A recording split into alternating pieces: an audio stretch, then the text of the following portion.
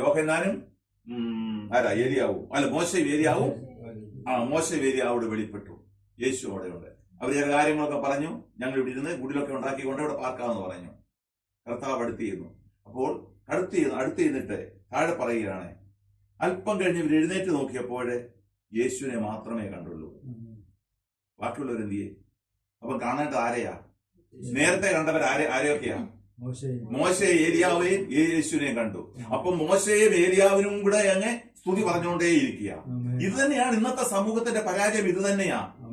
നമ്മുടെ കൂടെ അപ്പുറത്തും ഇപ്പുറത്തും വലിപ്പമുള്ള, ശ്രേഷ്ഠതയുള്ള, മഹത്വമുള്ള പലരെയും കാണുമ്പോൾ യേശുവിനെ വിട്ടേച്ച് മഹത്വമുള്ള മോശയുടെയും ഏലിയാവിന്റെയും പുറകെ അങ്ങ് പോകും.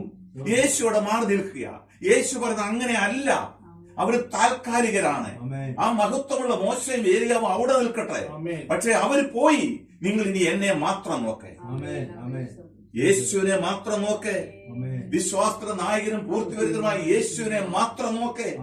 എങ്കിലേ ജീവിതത്തിൽ വിജയിക്കാനായിട്ട് കഴിയത്തുള്ളൂ. പ്രിയപ്പെട്ടവരെ, യേശുവിനെ മാത്രം നോക്കണം. ഇനി യേശുവിനെ നോക്കുക എന്നുള്ള വിഷയം എടുത്തു കഴിഞ്ഞാൽ ഇനി അത് 1 മണിക്കൂർ എടുക്കണം.